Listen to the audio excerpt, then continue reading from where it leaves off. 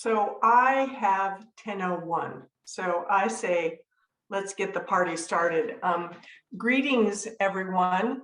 Good afternoon or good morning, depending on where you might be. I am Alan Suma, the Executive Director at Eurasia Group Foundation, or EGF.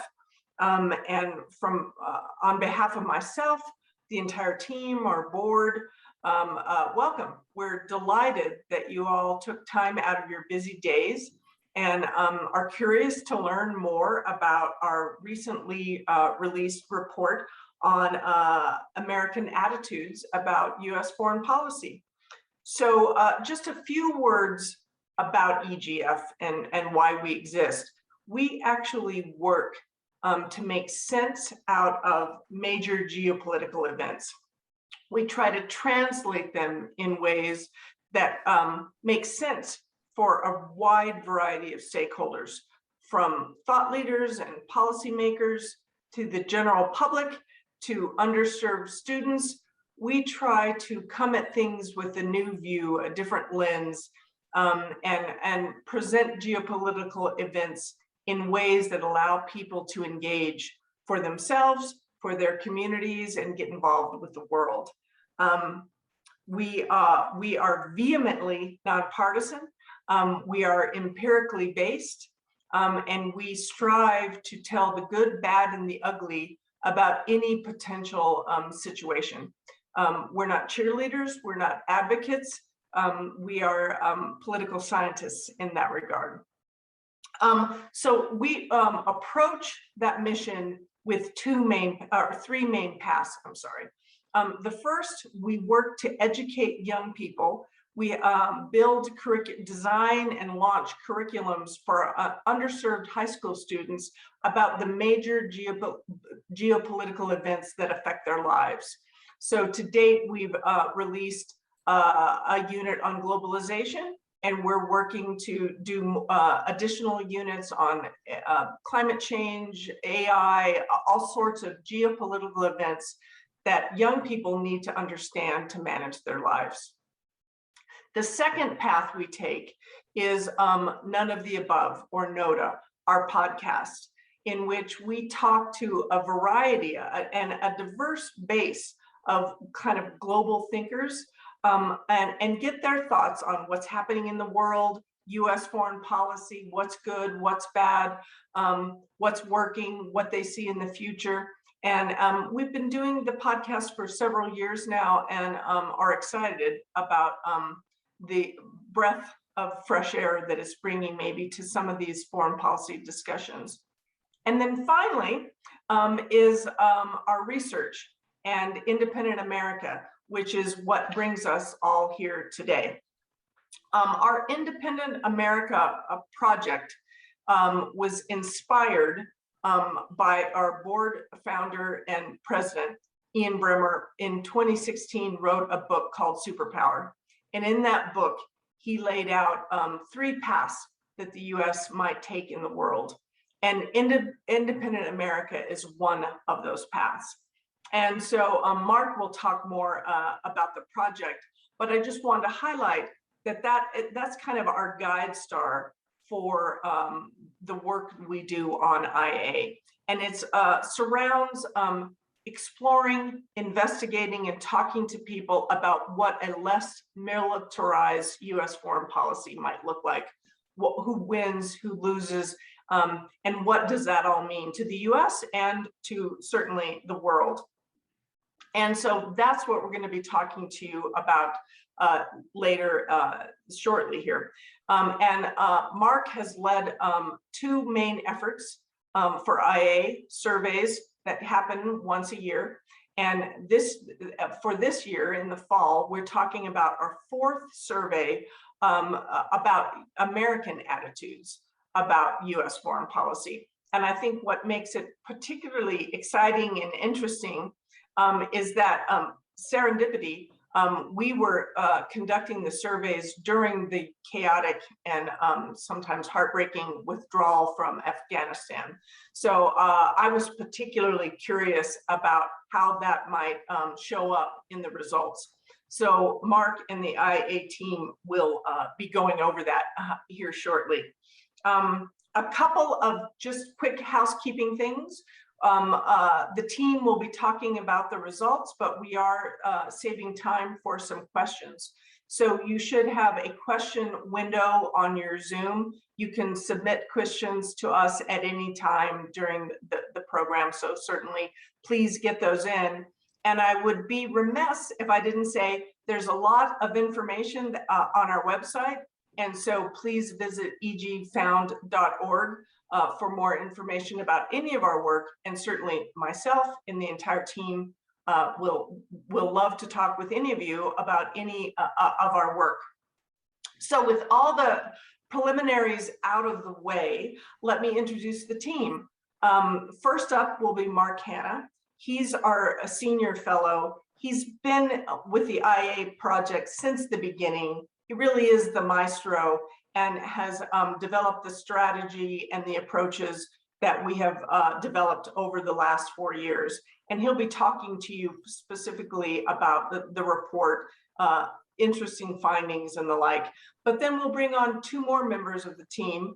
Caroline Gray is our senior researcher and producer of NOTA. She's been with us for over 2 years and has been instrumental in helping us think through these questions, think through what the answers mean, and writing the report, which, as you all know, is always a Herculean effort.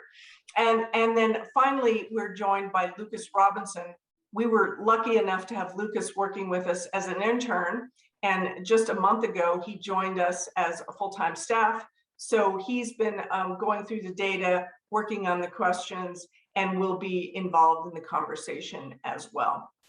So thank you again. We're excited to present these results. We think it's interesting and puts a new flavor on some things that have been in the ethos for a long time. And I will now step aside and hand it over to Mark Hanna. Thank you, Alan, and thank you everybody for your interest in our survey and our work. It is as Alan suggested, a total team effort. Before we get into the findings from this year, I want to give a brief overview of what this Independent America project is and why it exists.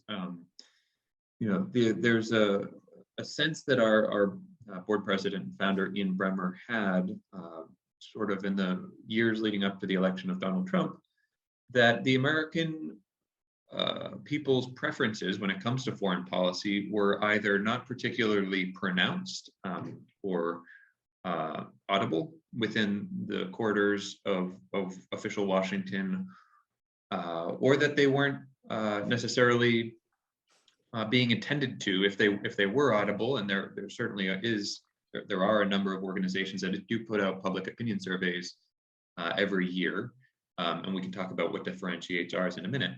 But while there are sort of expressions of public preferences and public opinion on national security and foreign policy topics, the foreign policy communities, the professional foreign policy communities, regard for that wasn't necessarily high or widespread.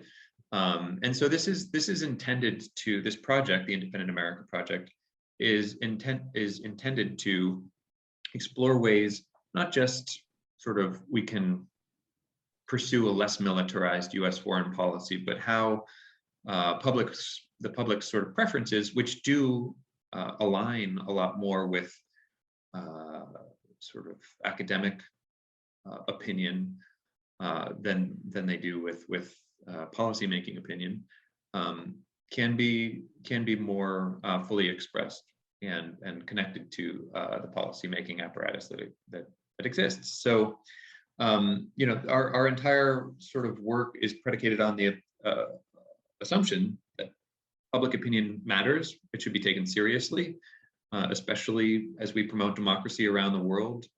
We're promoting a system of government that is based on sort of the consent of the governed, government by the people. And so it's sort of a quaint notion potentially, and one that I think is that animates and motivates us on a daily basis. I also want to just say that the sort of title of this project, Independent America, isn't suggesting that the United States can be or should be extracted from the various interdependencies of international politics, right? There are ways in which economies are tethered together with modern transportation innovations. People and goods and commerce can flow unbound by various state sort of regulation and state imposed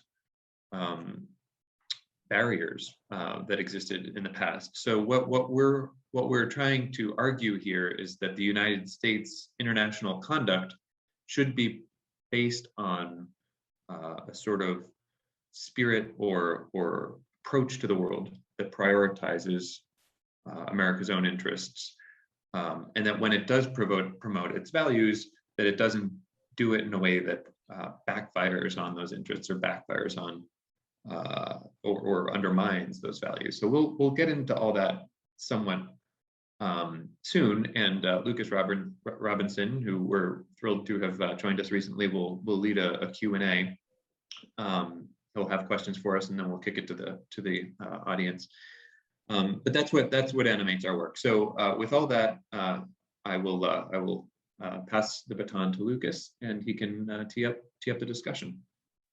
Thank you, Mark. My first question is actually to you. With all the data collected on American views on many different issues, what do you think is the report's biggest takeaway? So this is tricky. This is our fourth year, as Alan mentioned, of doing this report, and in many ways, our report's findings are consistent with previous years that find general public support for engagement in the world diplomatically, and in fact, the amount of diplomatic engagement that is desired by the American public might surprise some people in Washington, and we do find, like we have again in years past, a desire for less of a security sort of forward deployed posture around the world, fewer security commitments, and ambivalence or even opposition to following through in some cases on those commitments. So every year we do find this sort of general, and I'm generalizing as all survey instruments have to, because they're imprecise and imperfect instruments of gauging public opinion, but general support for diplomatic engagement and general opposition relative to sort of what we find in Washington, opposition to a sort of military first foreign policy. So we have to find new ways of describing that and expressing that year in, year out.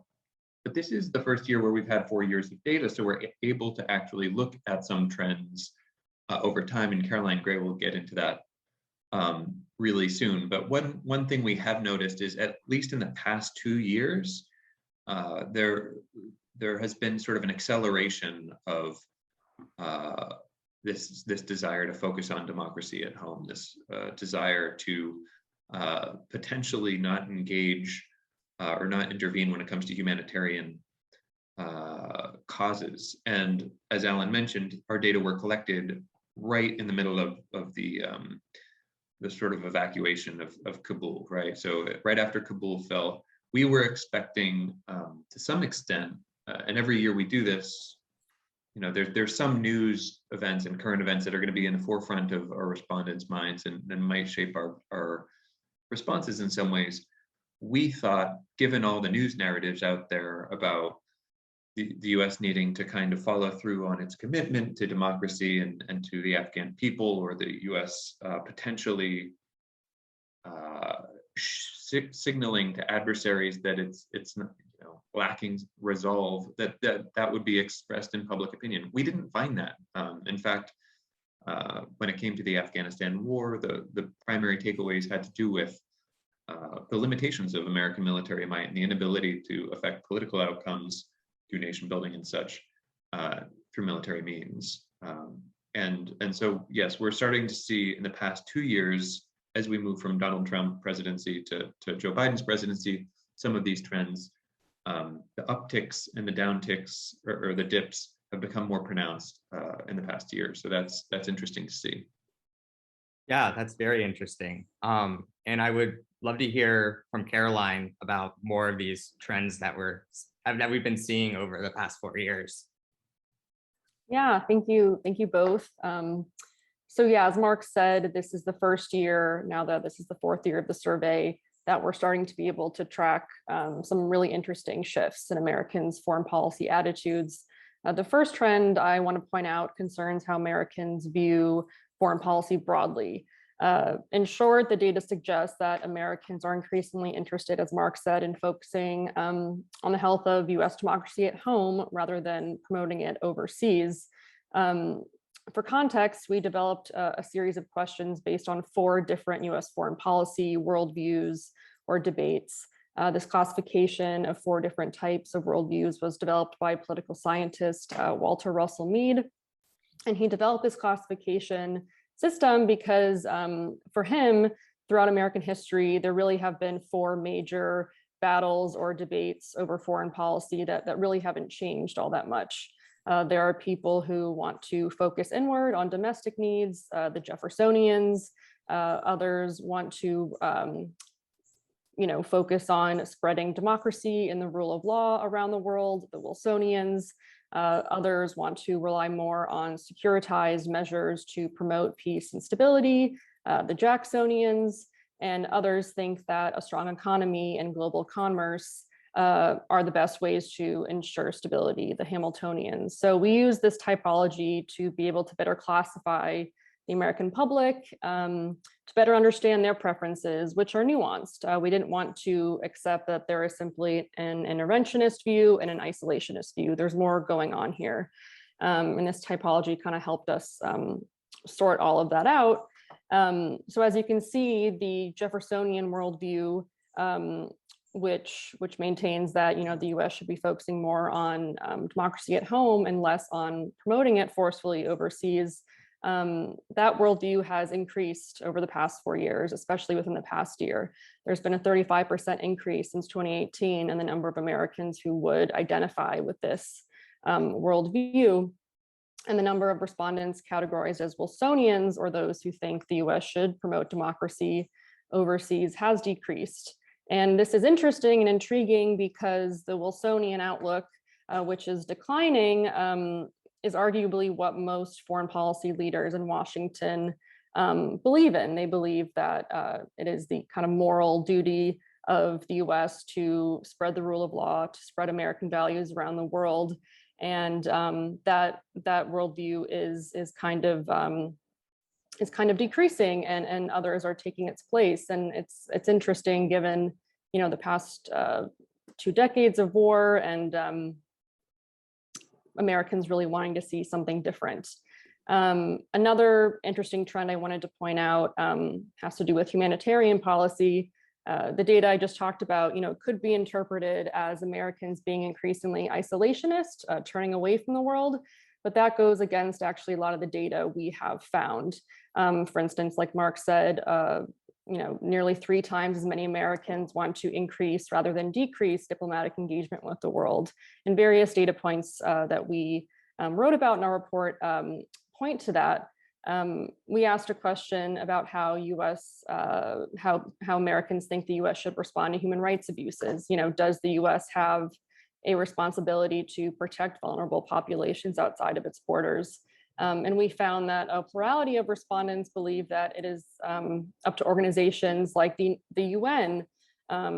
They should be taking the responsibility and responding to human rights atrocities, not individual countries like the US. And we saw this belief increase over the past 4 years, and interest in the US taking the lead to militarily intervene in these situations decrease. So there is definitely shifting attitudes here in terms of militarized humanitarian intervention and more interest in multilateral organizations taking the lead.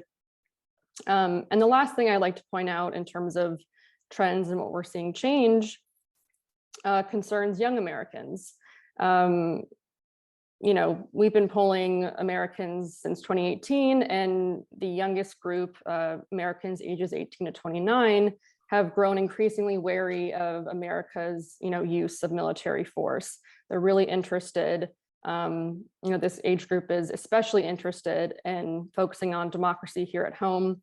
Most young Americans are skeptical of the notion of American exceptionalism. We've seen that number drastically, decrease this past year by 38%. Young Americans are more concerned with the US focusing on preserving the rights of US citizens, less concerned with promoting democracy abroad.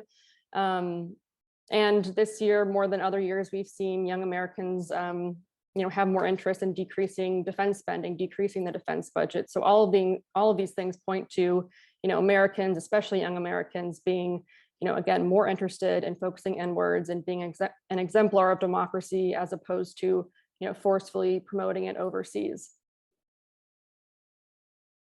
Very interesting. Now I kind of want to touch upon the report's title. It's titled Inflection Point, Americans' Foreign Policy Views After Afghanistan.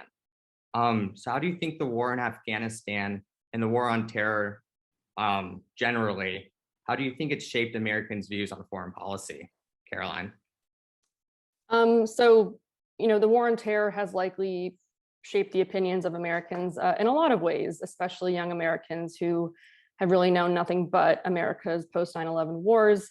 We, of course, can't say for sure that the war on terror or the war in Afghanistan has contributed to these beliefs, but it certainly would appear so, given that Americans are increasingly skeptical of the use of military force after 2 decades of inconclusive and unwinnable wars we have seen.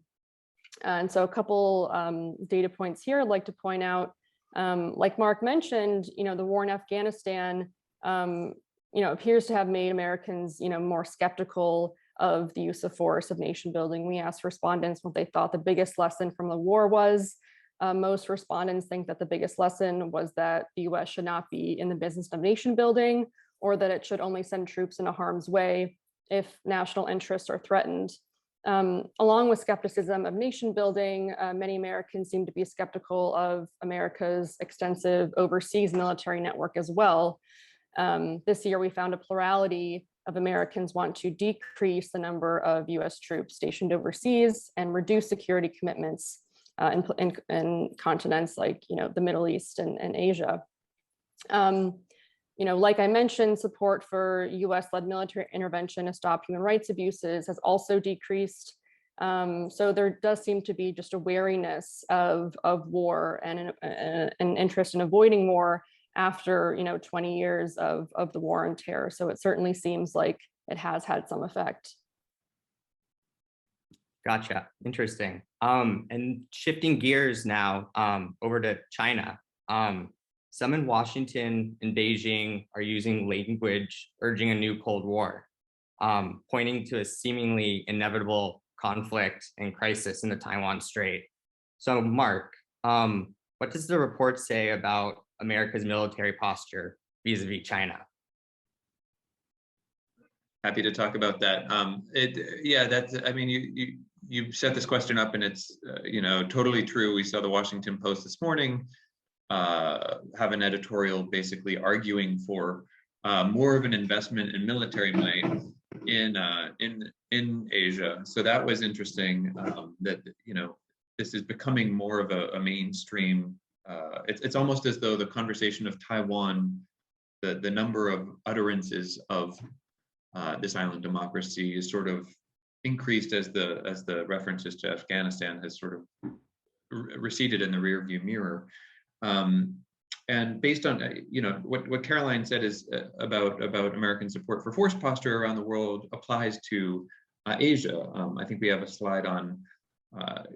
We asked people what U.S. policy should be toward China given its growing influence, its international influence, right? So we basically one thing that distinguishes our survey from other organizations doing work in this space is we don't presume a ton of knowledge on the part of our respondents. So we could be accused potentially of priming them by presenting information that we deem and test as is to be sort of contextual and neutral. But in this, the verbatim question here, just so that we're being transparent, is set up a bit of information. And that information was China's relative power and influence and international influence has increased significantly in recent years. What should US policy toward China, or which US policy toward China comes closer to your own preference? So you can see the answer options that people were given, and the public was generally split down the middle, the 50-50, and this is the second year we've asked this question, and the second year in a row it's basically been split down the middle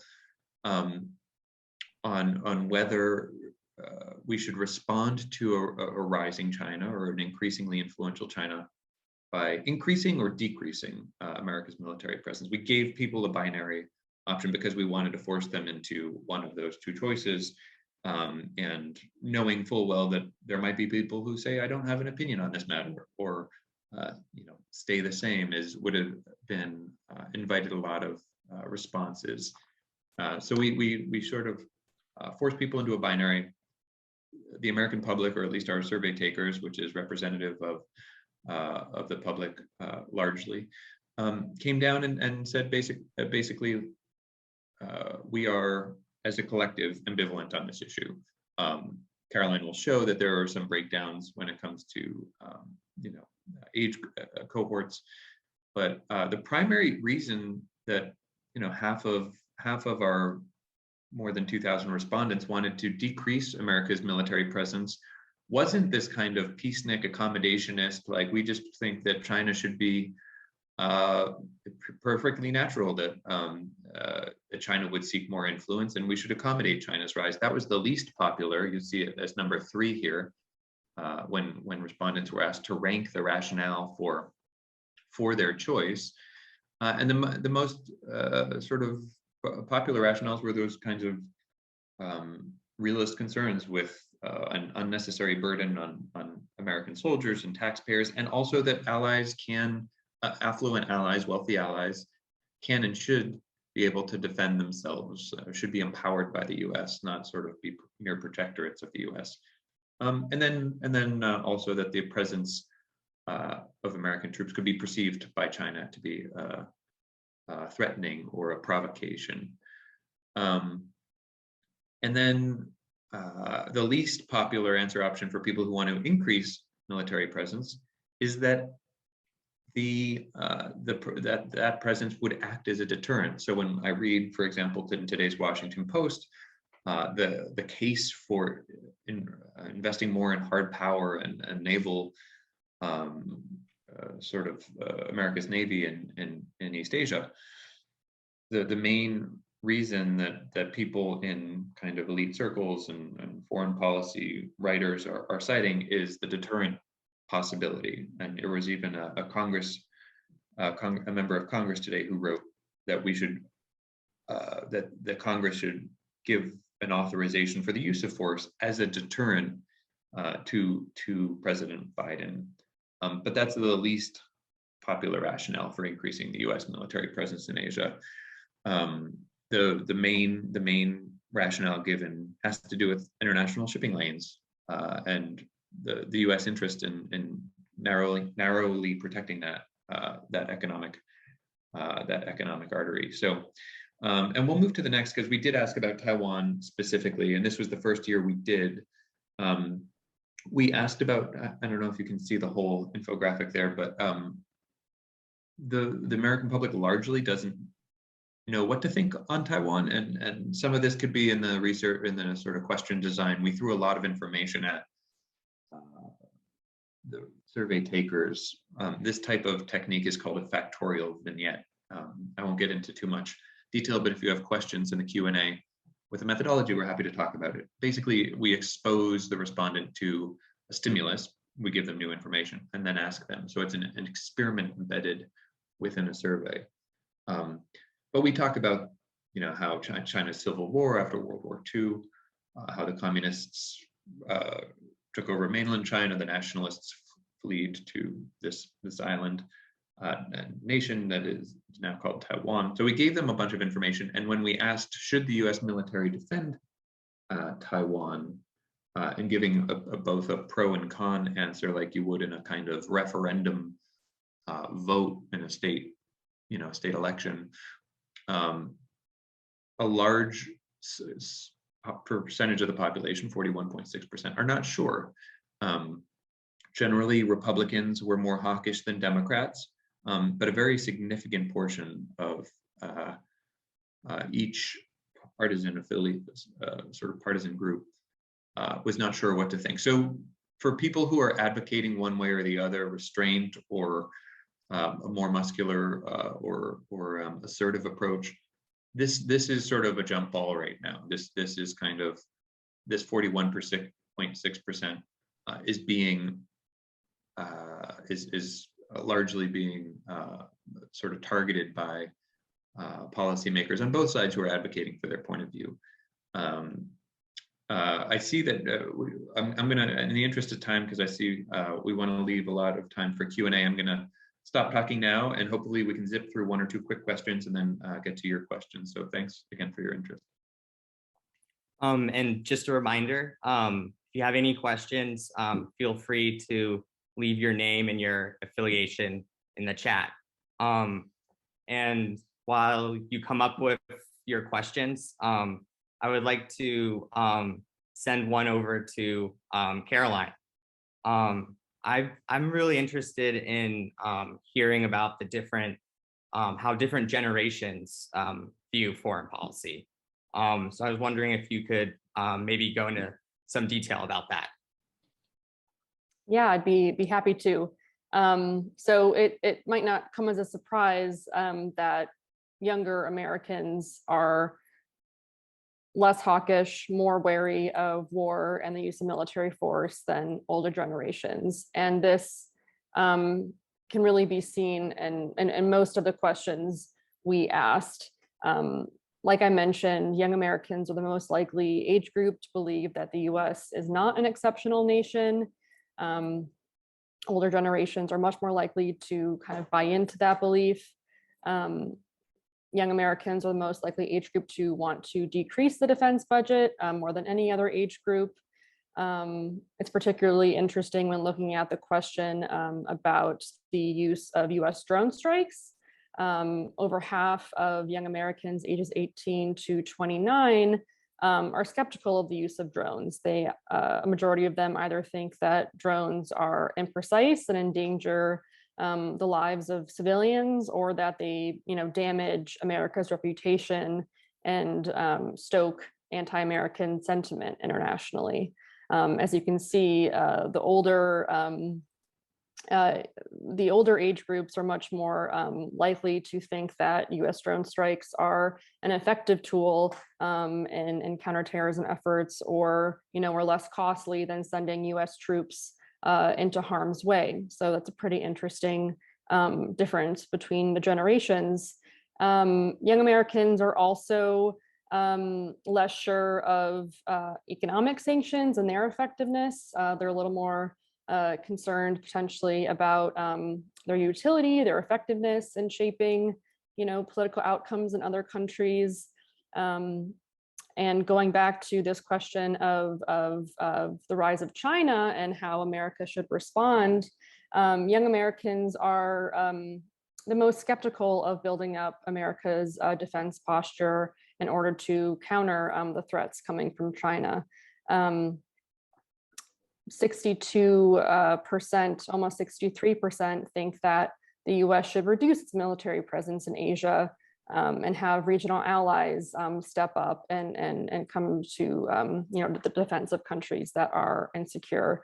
So it really is pretty stark. And most of the questions we ask, the difference between young Americans and older Americans, and it'll be interesting to see how that plays out in the next batch of surveys we do, if that kind of belief and worldview of being skeptical of the use of force maintains. Interesting, very interesting. So while we wait for some questions to roll in, I have a question for you, Mark. I'm interested in seeing what the American public thinks about negotiating with Iran over its nuclear program. Biden started negotiations when he came in as president, but since throughout the summer, they've been stalled. So I'm just wondering what the American people think. Just getting off mute here. Yeah, in general, the American people, we had a great question on the sort of appetite for negotiating with allies, or excuse me, negotiating with directly with adversaries, right? This is sort of a general question about, in order to avoid military confrontation, should the U.S. negotiate even with adversaries, even if they're human rights abusers, dictators, or home to terrorist organizations? And this kind of gets at the security logic of the war on terror, which, or at least in its early years, where the U.S. explicitly would not do those kinds of negotiations. But right now, we've got 63% of Americans saying they do want the U.S. to negotiate with adversaries. The Iran nuclear deal in particular has also, there's a lot of public support for its revival, and 63% support reviving nuclear negotiations with Iran and pursuing an agreement, which prevents or prolongs the ability for Iran to develop those nuclear weapons.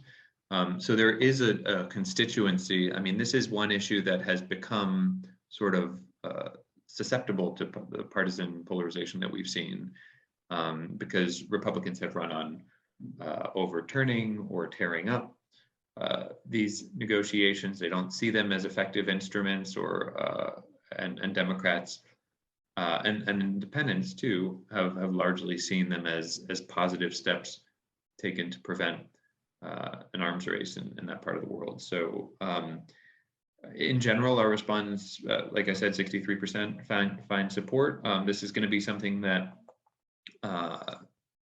continues to be in the news the more these kind of talks go forward.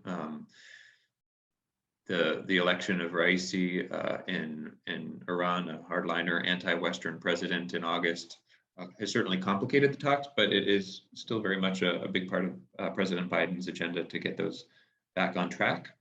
And people in the administration will be heartened to see, our survey results showing support for that. Interesting. Yeah, and then I have a question for you, Caroline. So Americans are generally, they want to see a less militarized foreign policy. So I'm interested, there's been, in the news recently, there's been a lot of bipartisan support in Congress for taking back congressional war powers. So I'm just wondering, how do the American people line up on that issue? Yeah, it's one of my favorite questions to look at because it is so clear where the American public stands, regardless of party and regardless of age. 76% of the American public supports more congressional oversight over the use of force and thinks that the president has too much, needs to cede some of that authority to Congress. And again, this is across party lines. This is across the generational divide. And it makes sense. It is a bipartisan effort in Congress, currently, and has been over the past 4 years to bring back congressional oversight over the use of military force. So it is pretty clear where the American public stands, and it really doesn't change no matter if there's a Republican in office in the White House, or a Democrat. It's pretty interesting. Yeah, that is interesting. Yeah, thank you, Caroline, and thank you, Mark. I think we had an excellent discussion. And yeah, thank you for everyone who came. Thank you, everybody. It's I want to thank everybody for taking time out of the day. I know this is the fall season is busy work-wise, and for spending an hour, 45 minutes with us. If you have any questions, we can circulate our contact information to anybody who attended, so we can be happy to talk with you one-on-one, or email you if there's a particular issue or topic that you don't feel the report goes into enough detail, or you'd like to get a data set or a data table. Definitely reach out to our team. We're happy to be transparent and collaborate. So do reach out. And again, thank you for coming and spending time with us. Thank you, Lucas, for your thoughtful questions, and thank you, Alan, for the overview of Eurasia Group Foundation. So do go to our website. You'll see the whole report there. You'll see also videos that we've done recently addressing certain foreign policy topics, egfound.org. And if you're interested in our podcast, None of the Above, do go to noneoftheabovepodcast.org or look us up anywhere you get podcasts. Thank you, everybody.